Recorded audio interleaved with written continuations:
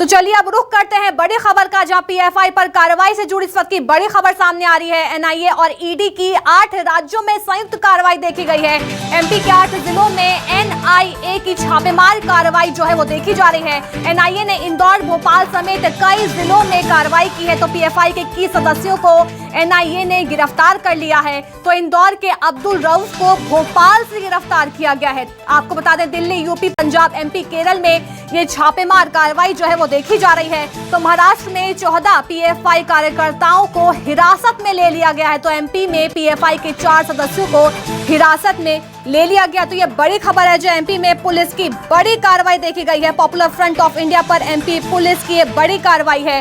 तो 8 जिलों के 21 लोगों को गिरफ्तार कर लिया गया है। तो पूर्व में हुई गिरफ्तारी के बाद लीड पर ये जो गिरफ्तारी है वो की गई है। तो इसे सेकंड राउंड की छापेमार कार्रवाई बताया जा रहा है।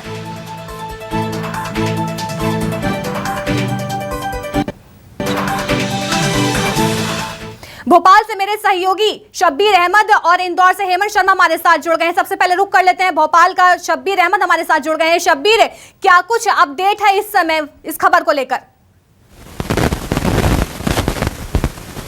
देखिए, पूरे मामले पे अपडेट की बात की जाए अलीशा, तो 8 अलग अलग जिलों में ये कार्रवाई की गई है और 21 लोगों को गिरफ्तार किया गया है।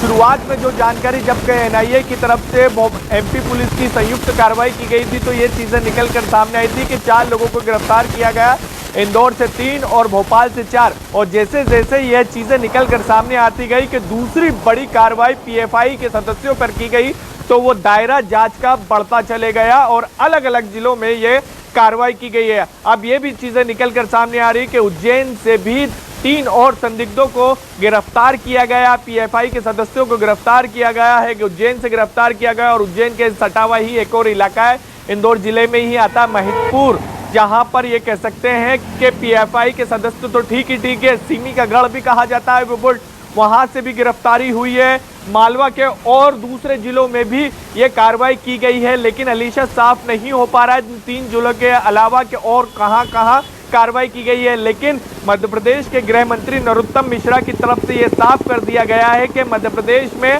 8 जिलों में एनआईए के इनपुट के बाद एमपी पुलिस, एटीएस और एनआईए के संयुक्त कार्रवाई में 21 पीएफआई के सदस्यों को गिरफ्तार किया गया है। इससे पहले जो गुरुवार के दिन अलीशा कार्रवाई की गई थी, 4 सदस्यों को गिरफ्तार किया गया था, जिसमें से इंदौर के 3 और 1 उज्जैन का था।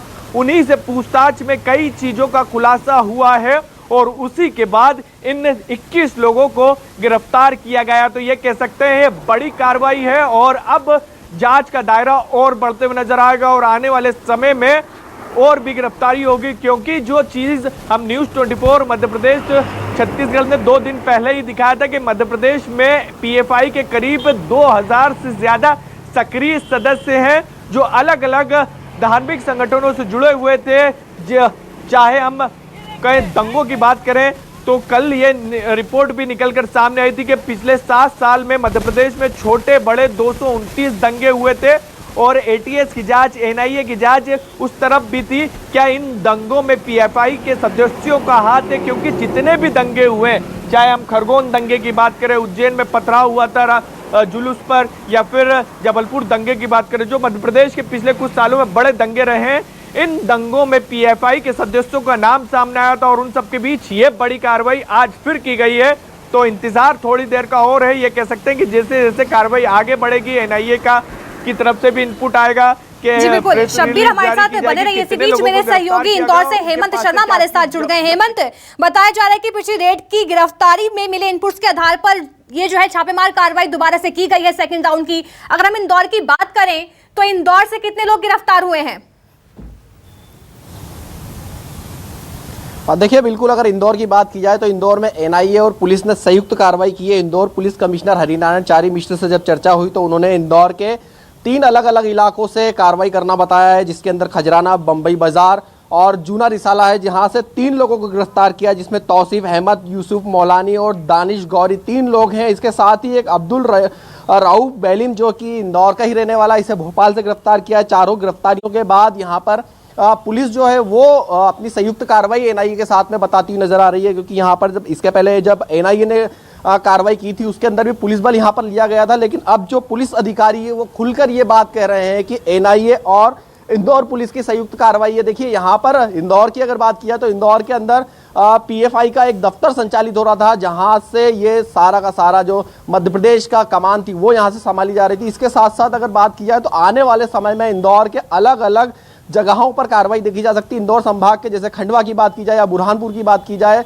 तो इस तरह की कार्रवाई आने वाले समय में अलग अलग जगहों पर और देखी जा सकती है। फिलहाल पूछताछ का जो सिलसिला है वो जारी है। पूछताछ में कई नाम सामने आए हैं, जिसके अंदर इंदौर के भी कुछ लोग और हैं, जिसके अंदर अगर देखा जाए तो 1000 से ज्यादा नाम अभी फिलहाल एनआईए के पास में मौजूद है, जिसके अंदर पुलिस आने वाले समय में और लोगों से पूछताछ करेगी। फिलहाल 3 लोगों को कॉल डिटेल और फोन डेटा, इसके साथ साथ जो इंदौर से दस्तावेज बरामद हुए थे उनके आधार पर 3 लोगों को पूछताछ के लिए फिलहाल हिरासत में लिया है और आगे भी इसमें कार्रवाई जारी रहने की संभावनाएं बताई जा रही है। जी बिल्कुल, कार्रवाई जो है आगे भी हो सकती है। थर्ड राउंड की कार्रवाई भी संभावित जो है वो बताई जा रही है। बहुत बहुत शुक्रिया हेमंत और शब्बीर हमें तमाम जानकारी देने के लिए।